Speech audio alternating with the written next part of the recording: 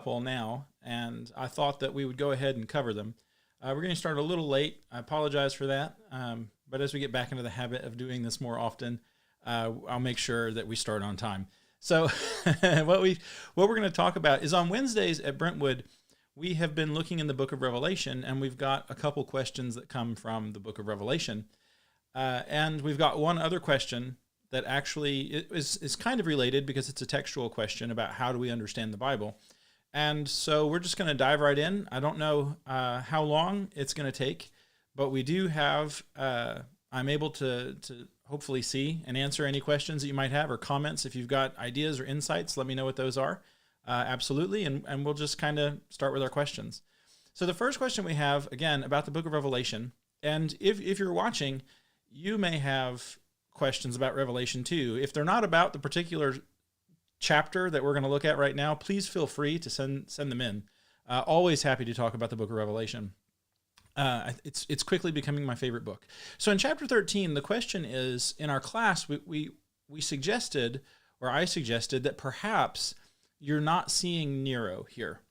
You could be, right? To be completely fair, you could be. A lot of what you think is happening depends in part on when you date the book. If Revelation is written sometime before the destruction of Jerusalem, the book, it would have to be written like 64, 65, maybe even as late as around 67 AD.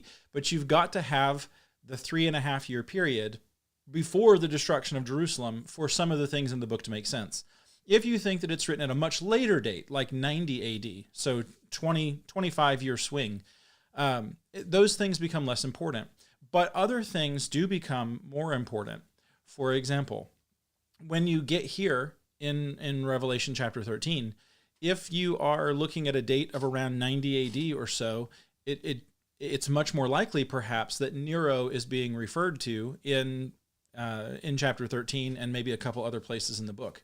And to be fair, there are lots of the Roman emperors who are going to fit some of the details that you see here, because it seems perhaps, and maybe what was suggested on our class Wednesday, is it seems that we're not looking for a particular single person, an emperor, but the emperor, right? All of the things that the Roman emperor will do, all of the bad things, all of the persecution that is going to come from Rome, the stress, the pressure on Christians in the first century tied to things like the emperor worship, the worship of Rome itself, just Roman culture in general.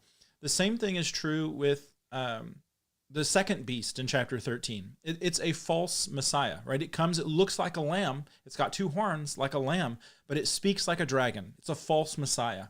And it is a false religion that is being proffered to the people in place of Christianity. And you see that throughout the New Testament, perhaps in the form of the Judaizing teachers who come and try and change some of the fundamental aspects of the gospel.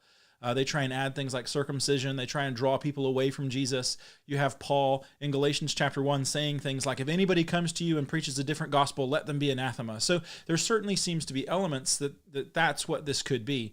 And if you think the book is written after the destruction of Jerusalem, maybe you still would argue that second beast is some kind of false religion put forward by the Jews, or maybe you would just argue that it is indeed even their emperor worship. So a lot of the details depend on when you think the book is dated. I don't necessarily think that those details are specifically important to getting the message out of Revelation. So there's going to be a beast. It's going to come. It's going to look like the dragon. In chapter 13, you've got this beast that comes. It's got all these different parts that make it up. It's an amalgamation of the beasts in Daniel chapter 4. It is kind of representative of all the kingdoms of the world. And you certainly see that in the Roman Empire, right? They have all the kingdoms of the world kind of rolled up into it. It's the dominating force. But even if it didn't, it's still just all the kingdoms of the world, because there is one person guiding those, and that would be the dragon, right? This kingdom comes in the form of the dragon. And so it is the domain of darkness that is coming against the Christians, coming against our brothers and sisters in the first century, and even against us today. At different points in history, the dragon would be different people. It would be the British Empire at some point. It could very well be actually the United States. And so what you had, depending on your perspective, right? We would say, well, it's China or Russia or somebody else, but not us. It's actually, it's the world empires, the kingdoms of the world. And you see over in chapter 11 how the kingdoms of the world have become the kingdom of the Christ. Jesus wins. That's the message. So here, this horrendous beast coming with all the might and power and authority of the domain of darkness, it is ultimately going to be defeated. And so when we're reading through it, there are lots of very, very wise, very well-read, very highly educated people who do think that it's talking about Nero. So if that happens to be the conclusion you come to, that's fine. It may very well be. My point that I would make is that even if it is Nero, it's still not Nero. If that makes sense. It is who Nero is. And so when you go through, we looked at a couple things, and this is the other thing, the other question. It was about this number of the man, and that's going to show up at the end of our chapter here. What is this number of the man? And this is why many people will come and they will say that this is Nero. And when they read through it, there are two numbers actually that show up, 666 and 616. You may or may not have ever heard that there are two numbers at the end of Revelation chapter 13, 666 and 616. And the reason why some people will argue, maybe correctly, that you get both of those numbers is Nero's name changes. Sometimes he's Nero, sometimes he's Neron, and the difference between those two is the difference between 616 and 666. If you do the gematria, where you have the numbers into letters and letters into numbers, that actually is pretty good evidence that it could be referring specifically to Nero here, and maybe him as a type of these just megalomaniacal, say that 10 times fast, world rulers who cause all kinds of trouble and heartache for Christians throughout time. It always seems like there is somebody in the world who is really powerful who causes trouble for Christians. And this is maybe a type of that person. So the question was, why are there two numbers, and is that a mistake? The answer is no. So let's just, for the sake of the argument, assume that this is Nero, and we're dealing with him. If you are in a place where Nero is referred to as the shorter name, Nero, then you might use the smaller number, 616. If you are in a place where Nero is known as longer name, Neron, then you might use the bigger number. And so you'll wind up with different texts based upon what Nero is called. That's actually really legitimate, and it lends a lot of credibility and a lot of weight to the idea that the person being discussed here, maybe the one who is wounded and comes back, is this myth or this idea that Nero is going to come back. Some people will say it's this the redivivus myth, where Nero was going to come back from the dead and rule the empire again. Or it could just be the emperors in general. Nero is killed, then there's 4 emperors right in a row. It looks like Rome is going to fall apart, but Vespasian comes and kind of resurrects the beast, so to speak. That fits. And so if it is referring to Nero, you might have this variation of 616 or 666, and it actually explains why you get that variation. And so here in the text, what we see is not a mistake, but the number changing based off of what Nero is called in different places. And so when you're reading through the Bible, just because there's a difference in some of the manuscripts, you kind of have to take a step back and say, why are those differences present? And do they matter? And first of all, do they change the text in any way? And if there is a change, like here, I mean, the two numbers are not the same.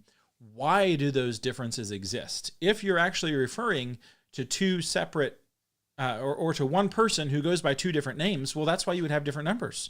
And so it's one of those instances where a difference might actually be the most accurate thing, depending on where he's called what. So that's just kind of a recap of 2 of the questions that got asked about chapter 13. And please, if you have questions about the book of Revelation, feel free to send those to me, and we'll talk about them. You can post them under the videos.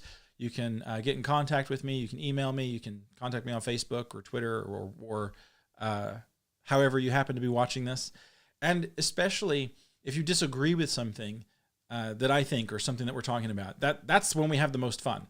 If you've got arguments for why you think the book is a later date rather than early date, we can do a video about that. We can talk about that also. So the next question is actually on a totally different track or totally different place in the text, but a very similar track. So if we look over in Joshua chapter 5, we've got this interesting story of how the people are going into the land and this new generation is going to be circumcised. So apparently the whole time, while Israel is wandering in the wilderness, none of the little boys that are being born along the way are being circumcised. And this last generation that God had said, you're going to spend 40 years in the wilderness and then you're all going to die. And then I'll take you into the promised land. Apparently, when that generation dies, then now there's no men in Israel, or none of the children born during that sojourning have been circumcised. And they're supposed to be on the 8th day after their birth. Well, you get here, and what you're actually going to see is an interesting picture, and it brings up the question, how do we understand the biblical text?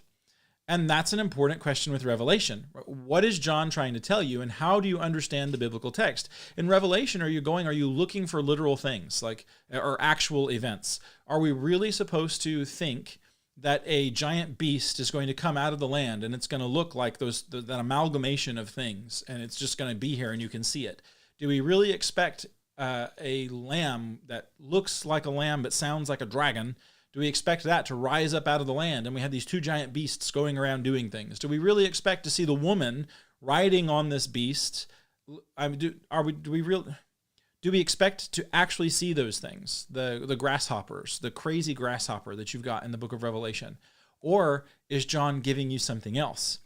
Is he giving you signs and symbols? Well, he tells you that it's a book full of signs and symbols. And so when we get to places like Revelation 13 and Revelation 17, and you've got these pictures of these beasts and you're given all these different meanings, you don't necessarily have to find specific incidents.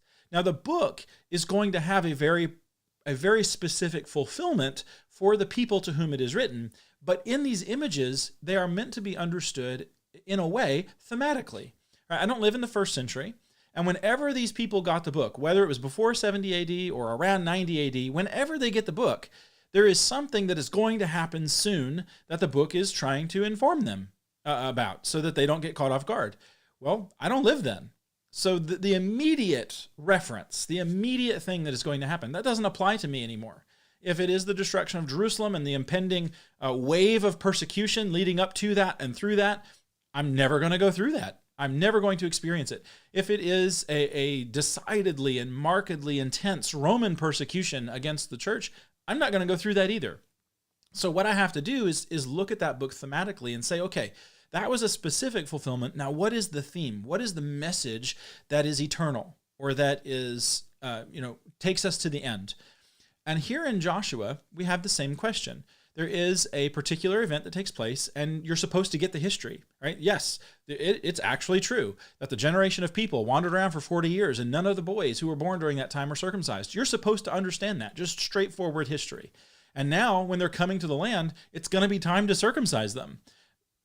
Hopefully, you're young enough that you won't remember. But this is an actual historical event. So on one level, that is the truth that you're supposed to get out of it. It really is just a straightforward history. They wandered around for 40 years. They've crossed the Jordan. They're coming into the land. And now it's time to circumcise all the boys because we're this new nation, right? And we are going to keep the covenant of the Lord. There's another level in which we need to recognize that God is operating, and it is on the thematic or the eternal level, in which there are these great principles that are being shown to us again and again throughout the book.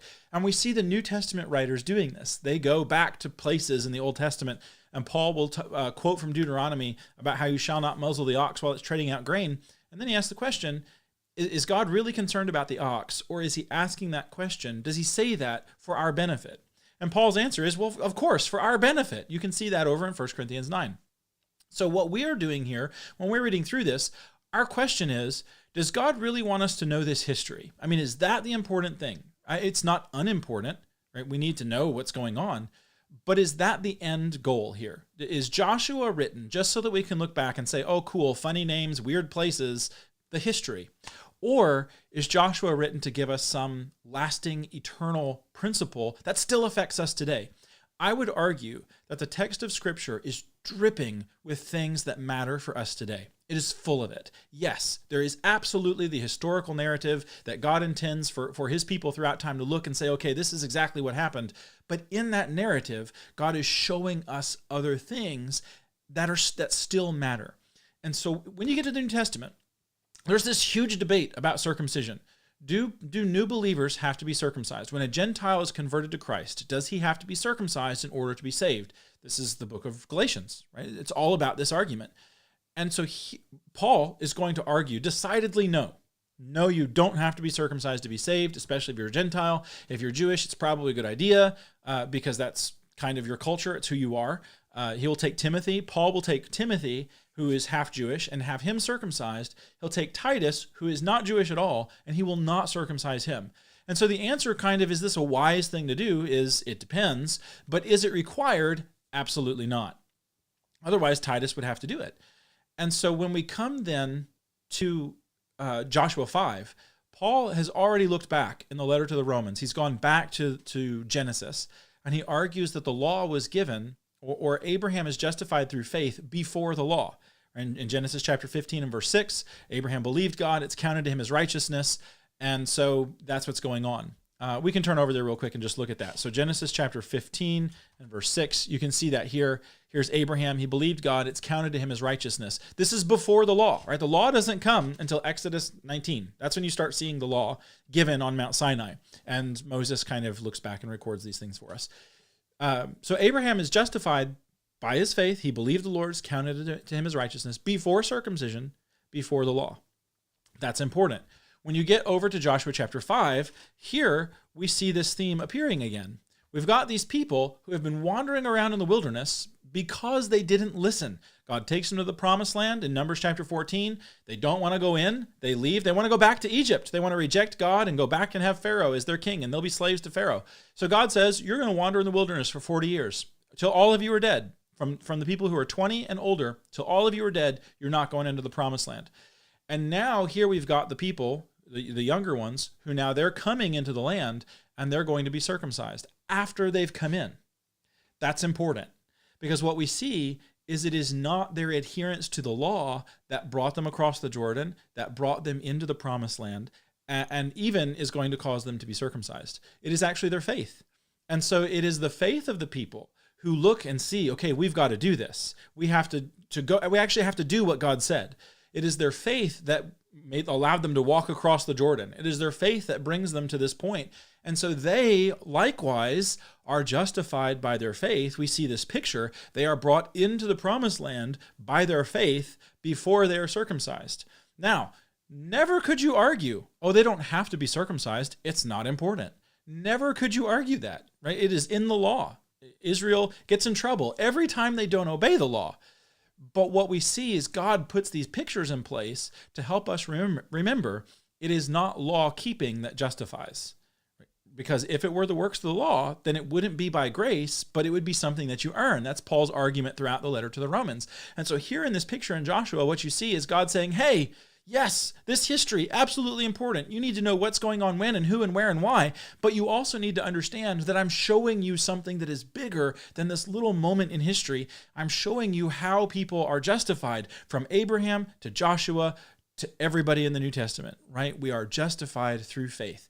That it's the faith that takes us, for Christians today, the faith that takes us to the water is the faith that justifies. The faith that caused these people to go make flint rocks and begin circumcising the men, that is the faith that justifies. And so what we see is, that's kind of all throughout the text of Scripture. Jesus will even say things like, if you love me, you'll keep my commandments.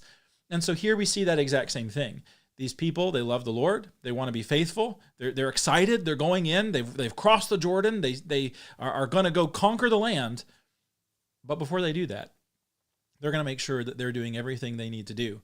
And in fact, when you continue down, they're actually going to celebrate the Passover now, right? So, they're doing everything, right? They're going to circumcise all the men. They're going to start celebrating the Passover. They're going to keep the law. It's not the law keeping that gets them across the river. It's their faith. And that's important. And so as we kind of go back and look throughout the text of Scripture in all these different places, there are layers in which we might understand the Bible.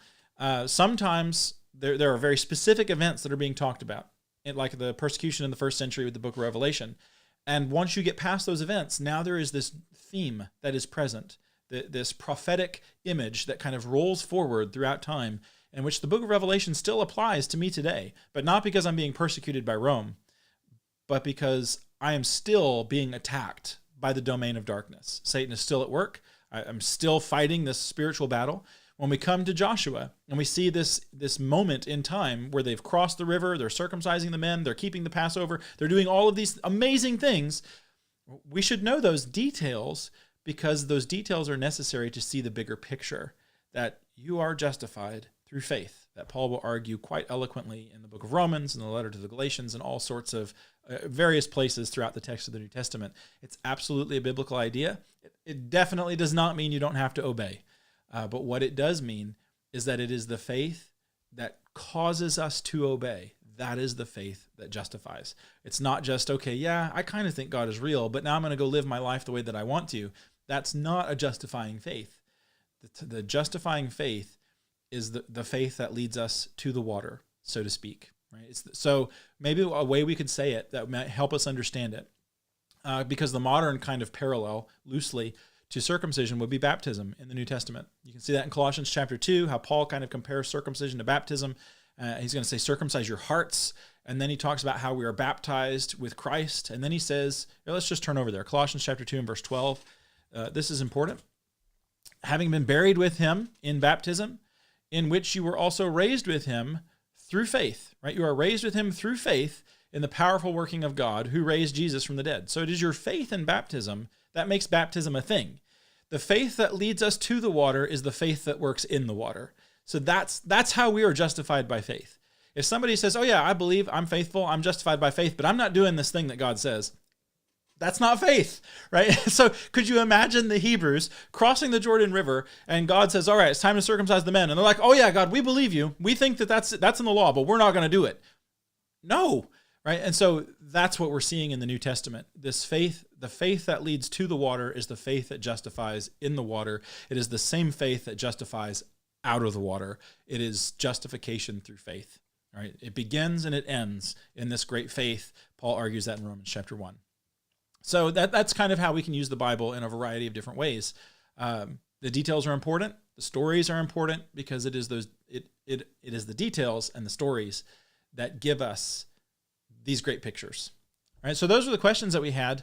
Again, if you've got questions or comments, please feel free always to leave them. I enjoy doing this. I love getting to talk with people about the Bible. I enjoy it when people ask questions I don't know the answers to, so we have to dive into the text together. I always like to hear what other people have to think, so please feel free to join us and join the discussion and bring different viewpoints. Bring ideas that are contrary to the ones presented, and we'll work through them together, because it is a blessing always to study with people who are diligently and faithfully trying to serve the Lord, and with people who are coming to faith in God. All right. I love you guys. It's a blessing to be part of the family at Brentwood. It's a blessing to be here with you. If you're joining us and visiting with us, God bless you all.